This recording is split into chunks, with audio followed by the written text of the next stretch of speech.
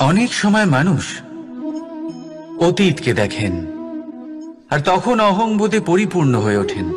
কখনো বর্তমানের দিকে তাকান, ভবিষ্যতের দিকে তাকান আর পরিতৃপ্তিতে ভরে ওঠেন। কেন বুঝতে পারেন না একটা সহজ কথা? এই যে সৃষ্টি, এই সৃষ্টি হলো একটা বড় চক্র যা বারংবার আপনার কাছে ফিরে আসবেই। কঠিন থেকে কঠিনতর পরীক্ষায় আপনাকে নিযুক্ত করবে, যাতে আপনাকে উত্তীর্ণ হতেই হবে। যা কাল ছিল তা আজ নেই, এটা সবাই জানেন। যা আজ আছে তা হয়তো কাল থাকবে না, এটাও আপনাকে মেনে নিতে হবে, তাও আবার হাসি মুখে। শান্ত থাকতে শিখুন আর কখনোই মনের মধ্যে অহংকার উৎপন্ন হতে দেবেন না। হতে শিখুন সেই হিমবাহের মতো। হয়তো এই জন্যই এত শীতল থাকে, কারণ ও জানে গতকালও জল রূপে ছিল, আজ বরফ রূপে হয়তো আছে, কিন্তু কাল পুনরায় সে জলেই পরিণত হবে। নিজেকে শান্ত রাখুন। হয়তো আজ আপনি সাফল্যের শিখরে আছেন, হয়তো বা নেই। আপনাকে প্রত্যেক দিন অবশ্যই দেখতে হবে। শুধু নিরন্তর প্রচেষ্টা করতে থাকুন, প্রত্যেক পরিস্থিতির জন্য তৈরি থাকুন আর একে ভারসাম্যে রাখতে শিখুন। আপনার কাল হোক, আজ হোক বা আগামীকাল, আপনার ভালো দিন হোক বা খারাপ দিন, সব পবিত্র হয়ে যাবে।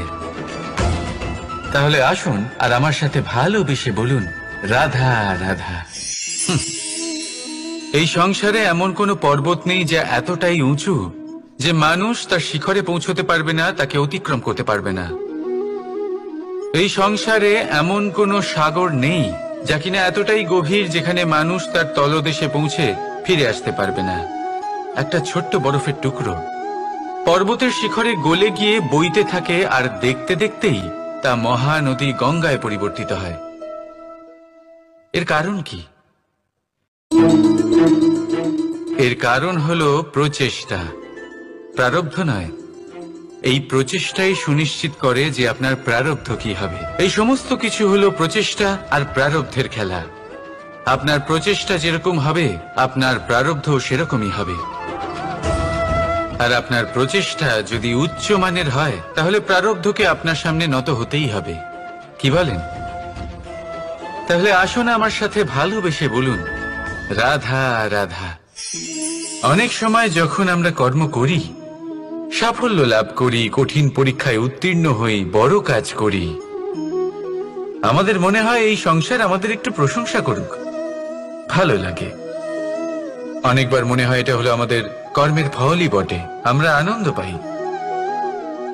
কিন্তু যখন আমরা এই প্রশংসা পাই না, তখন কি হয়? আমরা দুঃখী হয়ে যাই, ভেঙে পড়ি। মনে হয় যেন আমার জন্য কেউ চিন্তাই করে না। এমন মনে হয় যেন আমাদের আনন্দে অন্য কেউ আনন্দই পায় না। অনেক রকম ভাবনা আসে।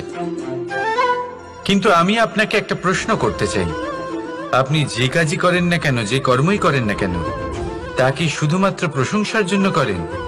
যদি এরকম হয়ে থাকে, তাহলে সেই ভাবনা এক্ষুনি ত্যাগ করুন। কারণ এই প্রকৃতি আমাদের অন্য শিক্ষা দেয়।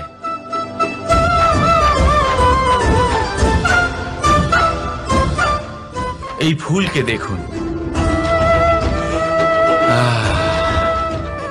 এই যে ফুলের সুবাস, যা আমার মনকে উচ্ছ্বসিত করে তোলে, মনে শক্তি সঞ্চার করে, এই সুগন্ধ। কিন্তু ভেবে দেখুন, ফুলের কিন্তু এই কাজ করার জন্য কোনো প্রশংসারই প্রয়োজন হয় না। এটাই হলো প্রকৃতির শিক্ষা। যিনি সৎ হন, সৎকর্ম করেন, তার কোনো প্রশংসার প্রয়োজন হয় না, কারণ ওনার কর্মই হলো ওনার সুবাস। মনে রাখবেন, আতর নকল ফুলে দেওয়া হয়, প্রকৃত ফুলের তার কোনো প্রয়োজন হয় না। সেইভাবেই আপনিও কর্ম করতে থাকুন শুভ চিন্তা নিয়ে। এই মনকে সবসময় শান্ত রাখুন, স্বচ্ছ রাখুন। যদি এরকম করেন, তাহলে আপনার কর্ম এমন সুবাস ছড়াবে যে আপনার জীবনে শুধু এবং শুধুমাত্র আনন্দই থাকবে। তাহলে এই আনন্দ সহকারে বলুন, রাধা রাধা। জীবন, এই জীবন আসলে কি?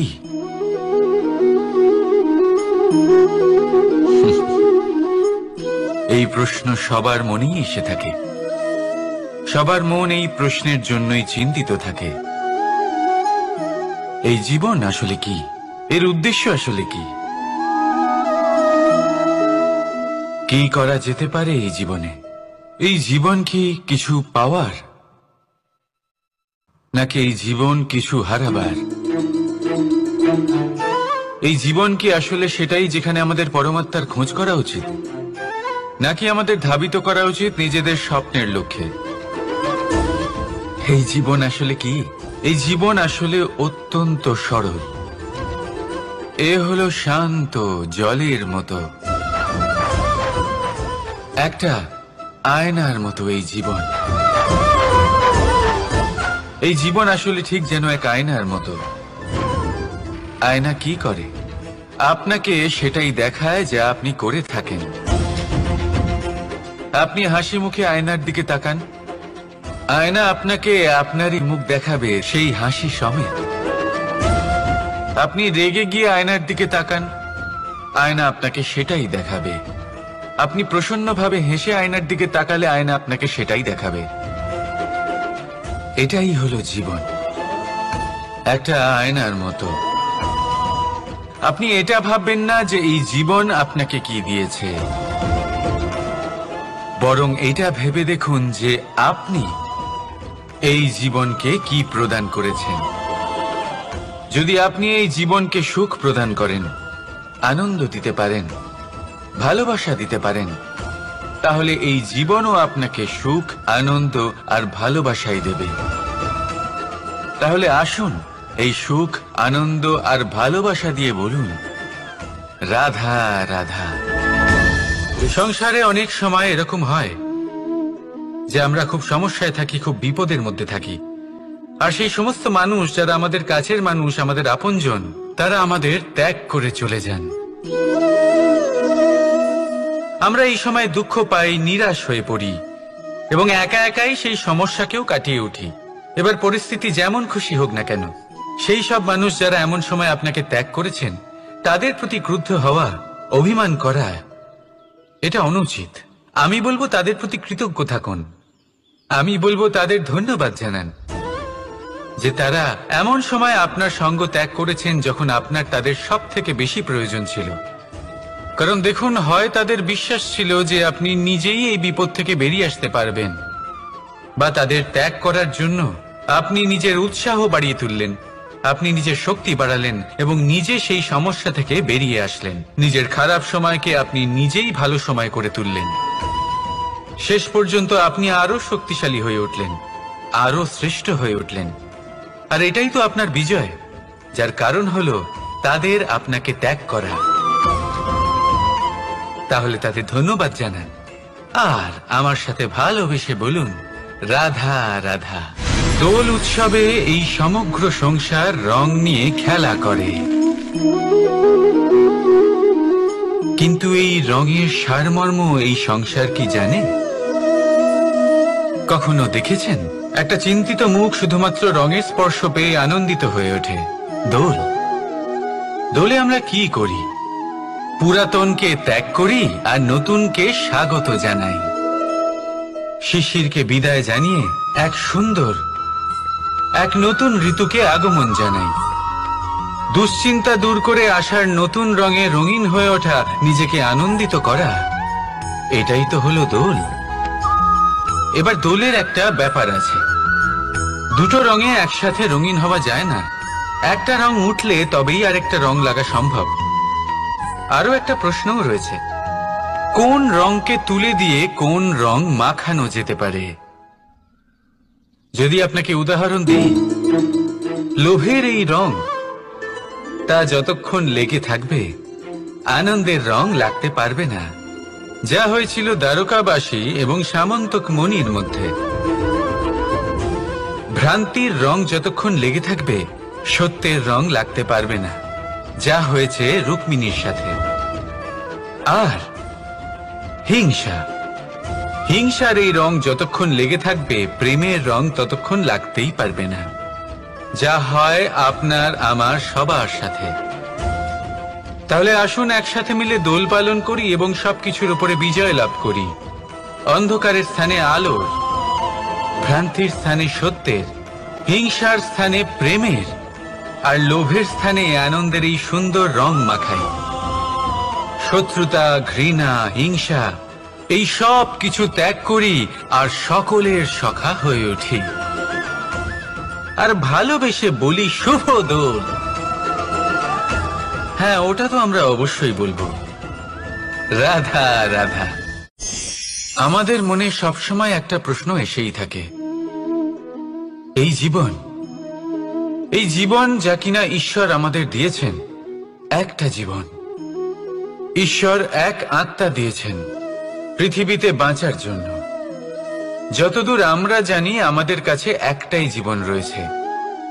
আমরা ভাবি এই জীবন গুছিয়ে কিভাবে রাখা যায়। প্রত্যেক মানুষ ভাবেন যে আমি কি করি যাতে এই জীবনকে গুছিয়ে রাখা যায়, কিরকম কর্ম করব, কিরকম পুণ্য করব,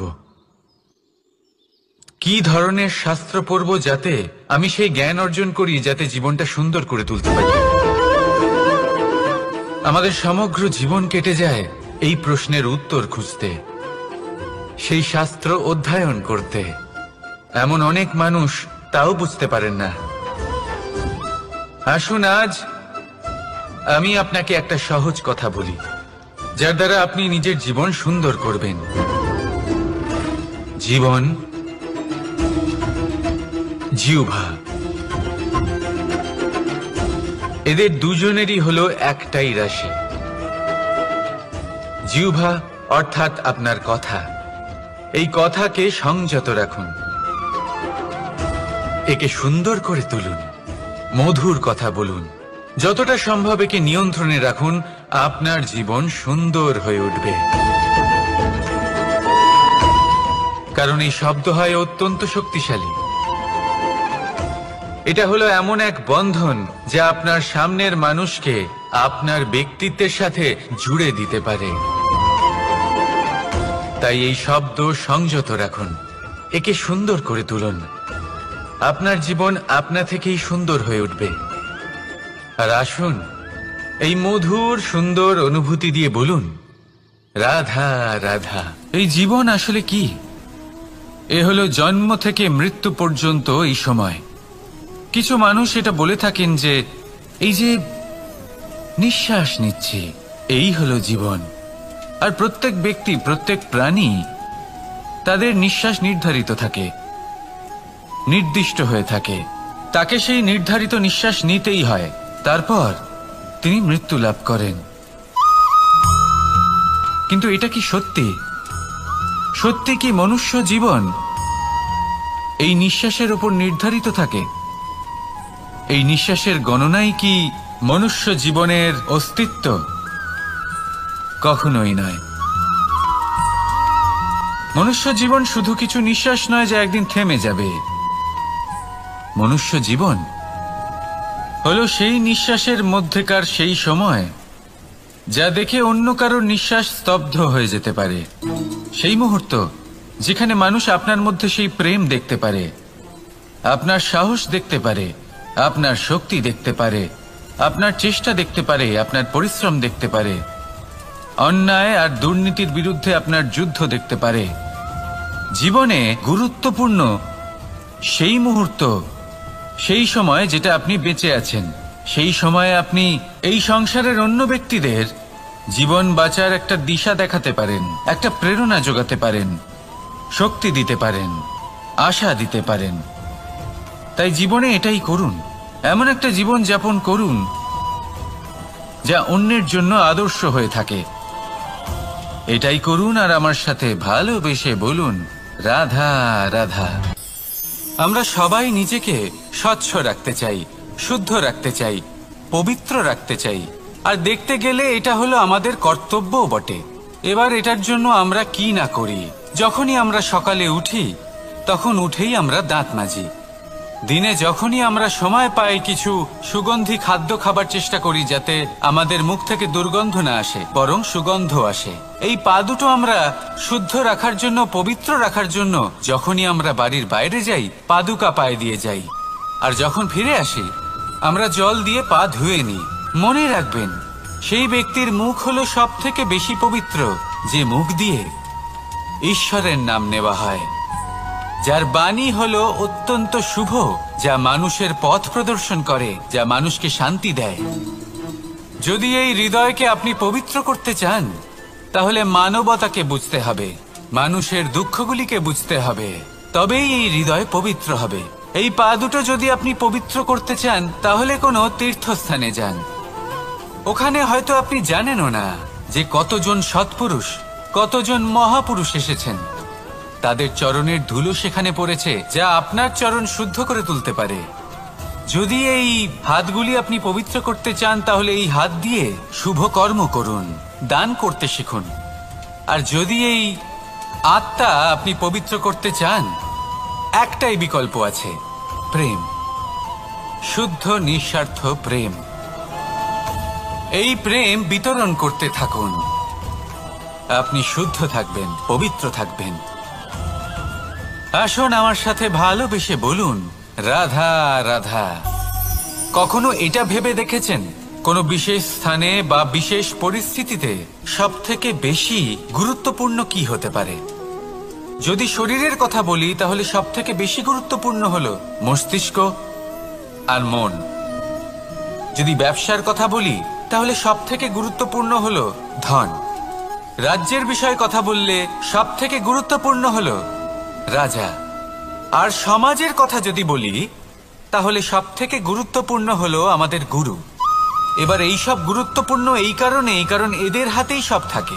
দেখুন, হয় এরা আমাদের উত্থানের পথে নিয়ে যেতে পারে, অথবা আমাদের পতনের দিকে নিয়ে যেতে পারে। এবার যদি কোনো অসামান্য রাজা হন, যিনি কিনা সত্যবাদী, যিনি একজন ভালো রাজা, তাহলে তিনি সেই দেশকে, সেই রাজ্যকে বিকাশের পথে নিয়ে যাবেন, আর নয়তো অন্ধকারের পথে নিয়ে যাবেন। যদি এবার গুরুর কথা বলা হয়, তাহলে জেনে রাখুন, গুরু যদি শ্রেষ্ঠ হন, তাহলে সংস্কৃতির সর্বশ্রেষ্ঠ স্তরে উনি এই সমাজকে নিয়ে যাবেন। যদি গুরু পাখণ্ডী হন, লোভী হন, লালসাগ্রস্ত হন, তাহলে এই সমাজেও এই পাখণ্ডতা, এই লোভ, এই লালসাই প্রকাশিত হবে। ঠিক এইভাবেই জীবনে, মানুষের জীবনে প্রেমেরও এক গুরুত্বপূর্ণ স্থান রয়েছে। যদি মানুষের মনে প্রেম থাকে, তাহলে ধরে নিন সে জীবিত রয়েছে, আর যদি না থাকে, তাহলে সে মৃতই প্রায়। যদি রাধা কৃষ্ণের বিষয়ে কথা বলি, বলবো কৃষ্ণের জীবনে যদি রাধা থাকে, তাহলেই কৃষ্ণ হলো কৃষ্ণ। আর যদি রাধা না থাকে, তাহলে কৃষ্ণ হলো যে কোনো পশুরই সমান। আসলে পশু থেকে মানুষ হওয়ার এই যে যাত্রা, এর আধার হলো প্রেম। এই প্রেমকে মনে জাগ্রত করে রাখুন, আর আমার সাথে ভালোবেসে বলুন, রাধা রাধা। প্রেম, এই প্রেম আসলে কি? বেশিরভাগ মানুষই বুঝতে পারেন না, কিন্তু এটাতে তাদের কোনো দোষ নেই, কারণ তাদের কাছে প্রয়োজনীয় জ্ঞানই নেই। এবার প্রেমের বিষয়ে আজ আমি একটা ছোট্ট কথা বলতে চাই। আপনি দেখবেন, কিছু মানুষ যখন কাউকে ভালোবাসেন, তখন তাদের মনে হয় সেই ব্যক্তির ওপর ওনার অধিকার রয়েছে। এবার সেই অধিকারের বোধে ফেঁসে গিয়ে নিজেই ক্রুদ্ধ হয়ে বসেন, যে ও আমার কথা মনে করলো না, ওর স্মৃতিতে আমার কোনো স্থান নেই, ও আমার সাথে কথাই বলতে ভুলে গেছে, ইত্যাদি ইত্যাদি অনেক কারণ হতে পারে। আমি আপনাকে একটা প্রশ্ন করি, এই যে স্মৃতিগুলি, এটাই কি ভালোবাসা? কখনোই নয়। প্রেম তো হলো সেই আবেগ, সেই বোধ, যা এক সুগন্ধিত ফুলের মতো আপনার জীবনকে, আপনার মনকে আনন্দিত করবে, প্রসন্নতার দ্বারা ভরিয়ে তুলবে। প্রেম হলো সেই বোধ। তাই যদি আপনি প্রেমকে বুঝতে চান, তাহলে প্রেমের ভাবনাকে বোঝার চেষ্টা করুন। প্রেমকে যদি যাপন করতে চান, তাহলে আবেগের দ্বারা যাপন করুন, স্মৃতির দ্বারা নয়। স্মৃতির কি আছে? আজ আছে, পরবর্তীকালে নাও থাকতে পারে। সময়ের সাথে এই স্মৃতি ফিকে হয়ে যেতে পারে, কিন্তু এই আবেগ, তা চিরকাল মনের মাঝে থেকে যায়। তাই আসুন আর আমার সাথে ভালোবেসে বলুন, রাধা রাধা। রাজ্য, শাসন, সাম্রাজ্য, সংস্থাপনা, এগুলিকে সফল কখন বলা যেতে পারে? কোনো কোনো বুদ্ধিজীবী বলেন তখন, যখন চারিদিকে শান্তি থাকে, কারোর মনে কোনো প্রশ্ন থাকবে না, শঙ্কা থাকবে না, কিন্তু আমার মনে হয় এটা অনুচিত। কোনো রাজ্যের পক্ষে বা কোনো শাসনকালে সব থেকে বড় সংকট তখন আসে যখন সব থেকে বেশি যোগ্য ব্যক্তি বা সব থেকে বেশি বিদ্বান ব্যক্তিও শুধু মুখদর্শক হয়ে বসে থাকেন। মনে প্রশ্ন আসতে থাকে কিন্তু জিজ্ঞেস করেন না, শঙ্কা উৎপন্ন হয় কিন্তু ব্যক্ত করতে পারেন না। এটা খুবই অনুচিত। এই যে প্রশ্ন, তা আসা খুব ভালো। এই প্রশ্ন অকারণে আসে না, কোনো সমস্যার কারণেই আসে। এই প্রশ্নের দ্বারা আপনি সেই সমস্যাগুলি দেখতে পাবেন যাতে আপনি এতদিন অনভিজ্ঞ ছিলেন। আর যত প্রশ্নের নিবারণ আপনি করবেন, ততই আপনার রাজ্য, আপনার শাসন আরো শ্রেষ্ঠ হয়ে উঠবে। এই প্রশ্ন, এই শঙ্কা, এগুলো আপনাকে সমাধানের চূড়াতে অবশ্যই নিয়ে যাবে। সেই জন্য না প্রশ্ন করা অনুচিত, আর না শঙ্কা ব্যক্ত করা অনুচিত, আর না তিনি মূর্খ যিনি প্রশ্ন করেন, শঙ্কা ব্যক্ত করেন। তাই এনাদের কখনো দূরে করে দেবেন না। এনাদের নিজস্ব মতামত রাখতে দিন।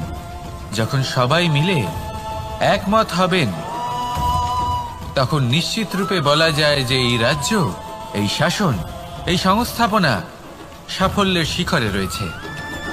তাহলে আসুন আর আমার সাথে ভালোবেসে বলুন, রাধা রাধা। প্রকৃতি, নিয়তি কখনোই কারোর সাথে পক্ষপাত করে না। প্রত্যেককে জীবনদান দেয়, সমান সুযোগ প্রদান করে। এটা সেই ব্যক্তির উপরে নির্ভর করে যে সে কিভাবে তার থেকে লাভবান হয়ে উঠবে।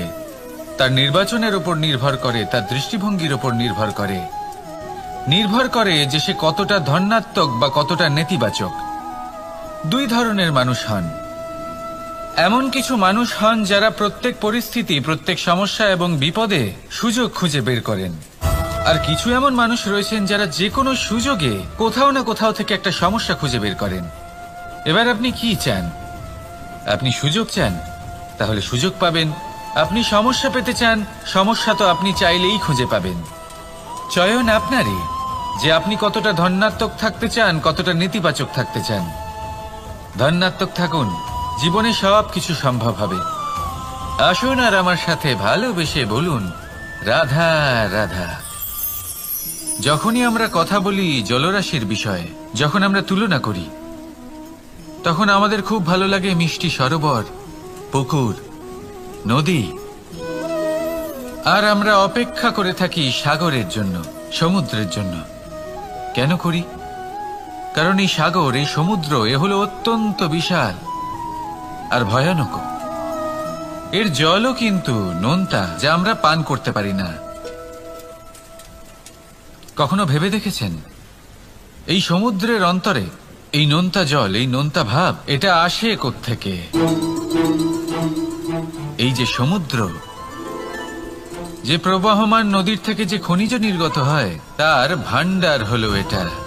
সেই খনিজকে নিজের অন্তরে গ্রহণ করে, সেই নোনতা ভাব নিজের মধ্যে সমাহিত করে, আর তারপর সেই নোনতা জল বাষ্পে পরিণত হয়ে উপরে উঠে যায়, যা মেঘ হয়ে আপনার ওপর মিষ্টি বৃষ্টি হয়ে ঝরে পড়ে। এ হলো সমুদ্রের ত্যাগ, যার জন্য আপনি মিষ্টি জল পান করতে পারছেন, সে নদী থেকেই হোক বা সরোবর থেকে।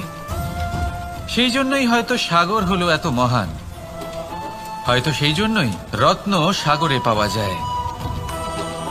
তাই মনে রাখবেন, ক্ষমতা তারই হয় যে ত্যাগ করতে জানে, কোনো বিষকে নিজের মধ্যে ধারণ করে নিতে জানে। তাহলে আপনিও এটাই করুন, এতটাই শক্তিশালী হয়ে উঠুন, আর আমার সাথে ভালোবেসে বলুন, রাধা রাধা। বৃষ্টির ফোঁটা কত ছোট, কিন্তু সাগর কত বড়। হিমখণ্ড কত ছোট, হিমালয় কত বড়। কত পার্থক্য আছে দেখুন। দশরথ পুত্র রাম আর শ্রীরাম। দেখুন, একটা ফোঁটা একসাথে মিলিত হয়ে তখন এই বিশাল সাগর তৈরি হয়। সকল হিমখণ্ড যখন একসাথে মিলিত হয়, তখন এই বিশাল মহান হিমালয় গঠিত হয়। সেইভাবেই একটা ছোট্ট বনবাস দিয়ে শুরু হয়েছিল একটা যাত্রা, রাম থেকে শ্রীরাম হবার পথে, মর্যাদা পুরুষোত্তম হবার জন্য। কিন্তু এর থেকে আপনি কি শিখলেন? বিন্দু আসলে মহান নয়, মহান হলো সাগর, হিমখণ্ড মহান নয়, মহান হলো হিমালয়।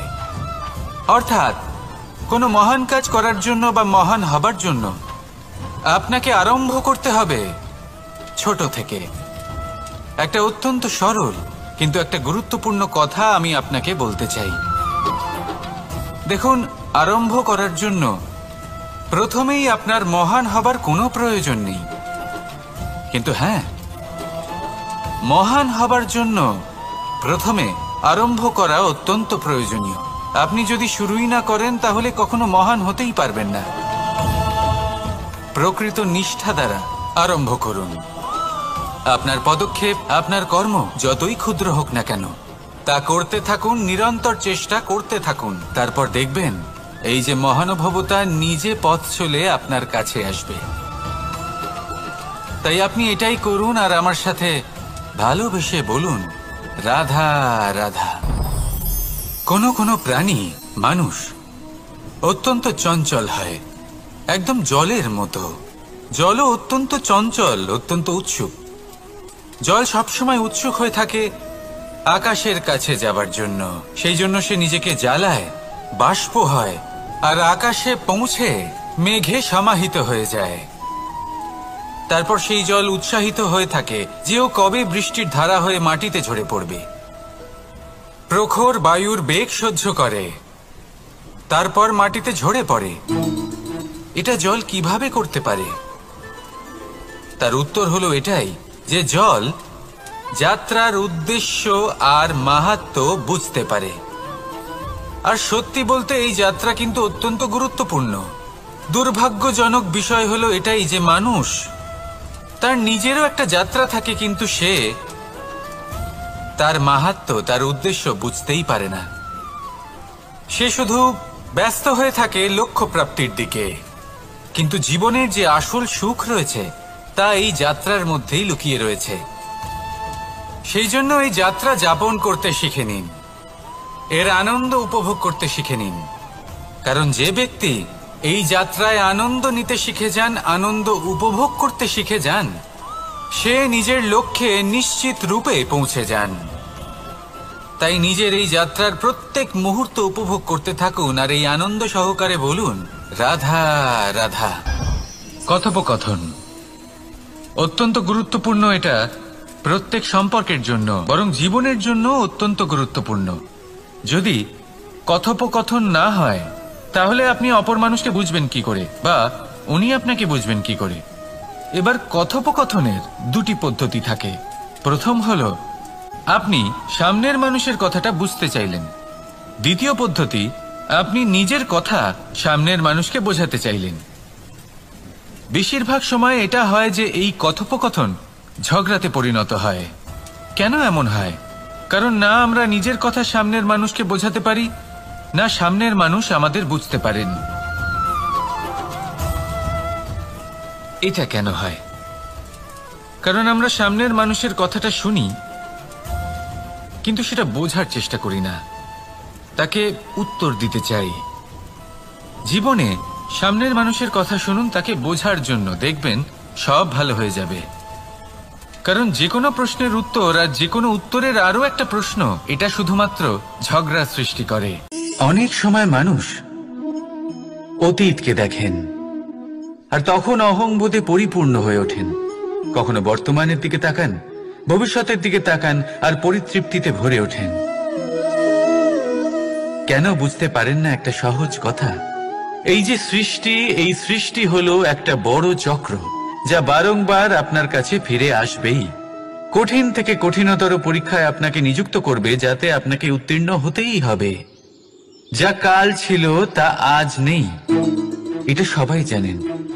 যা আজ আছে তা হয়তো কাল থাকবে না, এটাও আপনাকে মেনে নিতে হবে, তাও আবার হাসি মুখে।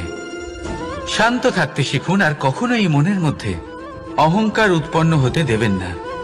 হতে শিখুন সেই হিমবাহের মতো। হয়তো এই জন্যই এত শীতল থাকে, কারণ ও জানে গতকালও জল রূপে ছিল, আজ বরফ রূপে হয়তো আছে, কিন্তু কাল পুনরায় সে জলেই পরিণত হবে। নিজেকে শান্ত রাখুন হয়তো আজ আপনি সাফল্যের শিখরে আছেন, হয়তো বা নেই। আপনাকে প্রত্যেক দিন অবশ্যই দেখতে হবে। শুধু নিরন্তর প্রচেষ্টা করতে থাকুন, প্রত্যেক পরিস্থিতির জন্য তৈরি থাকুন, আর একে ভারসাম্যে রাখতে শিখুন। আপনার কাল হোক, আজ হোক বা আগামীকাল, আপনার ভালো দিন হোক বা খারাপ দিন, সব পবিত্র হয়ে যাবে। তাহলে আসুন আর আমার সাথে ভালোবেসে বলুন, রাধা রাধা। এই সংসারে এমন কোনো পর্বত নেই যা এতটাই উঁচু যে মানুষ তার শিখরে পৌঁছতে পারবে না, তাকে অতিক্রম করতে পারবে না। এই সংসারে এমন কোনো সাগর নেই যা কিনা এতটাই গভীর যেখানে মানুষ তার তলদেশে পৌঁছে ফিরে আসতে পারবে না। একটা ছোট্ট বরফের টুকরো পর্বতের শিখরে গলে গিয়ে বইতে থাকে, আর দেখতে দেখতেই তা মহানদী গঙ্গায় পরিবর্তিত হয়। এর কারণ কি? এর কারণ হলো প্রচেষ্টা, প্রারব্ধ নয়। এই প্রচেষ্টাই সুনিশ্চিত করে যে আপনার প্রারব্ধ কি হবে। এই সমস্ত কিছু হলো প্রচেষ্টা আর প্রারব্ধের খেলা। আপনার প্রচেষ্টা যেরকম হবে, আপনার প্রারব্ধ সেরকমই হবে। আর আপনার প্রচেষ্টা যদি উচ্চ মানের হয়, তাহলে প্রারব্ধকে আপনার সামনে নত হতেই হবে। কি বলেন? তাহলে আসুন আমার সাথে ভালোবেসে বলুন, রাধা রাধা। অনেক সময় যখন আমরা কর্ম করি, সাফল্য লাভ করি, কঠিন পরীক্ষায় উত্তীর্ণ হই, বড় কাজ করি, আমাদের মনে হয় এই সংসার আমাদের একটু প্রশংসা করুক, ভালো লাগে। অনেকবার মনে হয় এটা হলো আমাদের কর্মের ফলই বটে, আমরা আনন্দ পাই। কিন্তু যখন আমরা এই প্রশংসা পাই না, তখন কি হয়? আমরা দুঃখী হয়ে যাই, ভেঙে পড়ি। মনে হয় যেন আমার জন্য কেউ চিন্তাই করে না। এমন মনে হয় যেন আমাদের আনন্দে অন্য কেউ আনন্দই পায় না। অনেক রকম ভাবনা আসে। কিন্তু আমি আপনাকে একটা প্রশ্ন করতে চাই, আপনি যে কাজই করেন না কেন, যে কর্মই করেন না কেন, তা কি শুধুমাত্র প্রশংসার জন্য করেন? যদি এরকম হয়ে থাকে, তাহলে সেই ভাবনা এক্ষুনি ত্যাগ করুন। কারণ এই প্রকৃতি আমাদের অন্য শিক্ষা দেয়।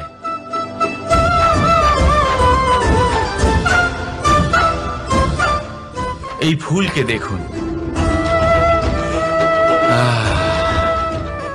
এই যে ফুলের সুবাস, যা আমার মনকে উচ্ছ্বসিত করে তোলে, মনে শক্তি সঞ্চার করে, এই সুগন্ধ।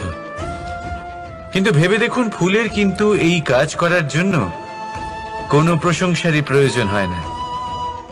এটাই হলো প্রকৃতির শিক্ষা। যিনি সৎ হন, সৎকর্ম করেন, তার কোনো প্রশংসার প্রয়োজন হয় না, কারণ ওনার কর্মই হলো ওনার সুবাস। মনে রাখবেন, আতর নকল ফুলে দেওয়া হয়, প্রকৃত ফুলের তার কোনো প্রয়োজন হয় না। সেইভাবেই আপনিও কর্ম করতে থাকুন শুভ চিন্তা নিয়ে। এই মনকে সব সময় শান্ত রাখুন, স্বচ্ছ রাখুন। যদি এরকম করেন, তাহলে আপনার কর্ম এমন সুবাস ছড়াবে যে আপনার জীবনে শুধু এবং শুধুমাত্র আনন্দই থাকবে। তাহলে এই আনন্দ সহকারে বলুন, রাধা রাধা। জীবন, এই জীবন আসলে কি?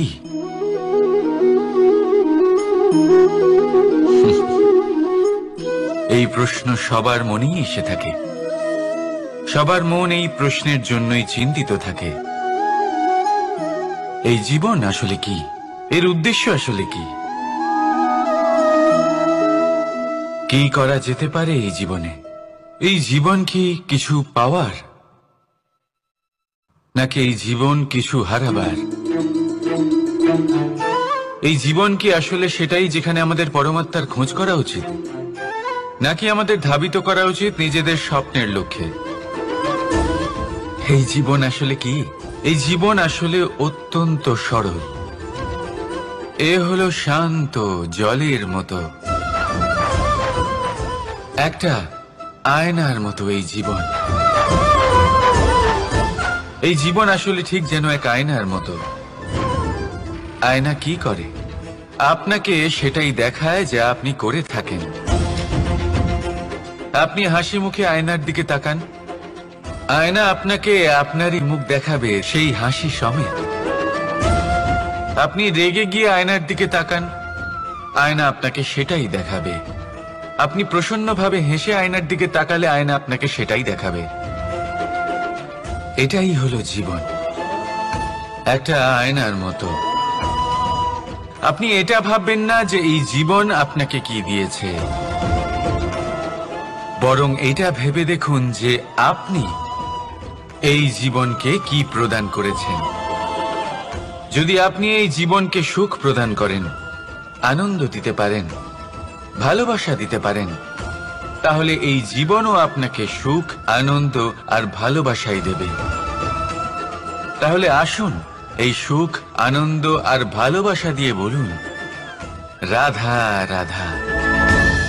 সংসারে অনেক সময় এরকম হয় যে আমরা খুব সমস্যায় থাকি, খুব বিপদের মধ্যে থাকি, আর সেই সমস্ত মানুষ যারা আমাদের কাছের মানুষ, আমাদের আপনজন, তারা আমাদের ত্যাগ করে চলে যান। আমরা এই সময় দুঃখ পাই, নিরাশ হয়ে পড়ি এবং একা একাই সেই সমস্যাকেও কাটিয়ে উঠি। এবার পরিস্থিতি যেমন খুশি হোক না কেন, সেই সব মানুষ যারা এমন সময় আপনাকে ত্যাগ করেছেন, তাদের প্রতি ক্রুদ্ধ হওয়া, অভিমান করা, এটা অনুচিত। আমি বলবো তাদের প্রতি কৃতজ্ঞ থাকুন।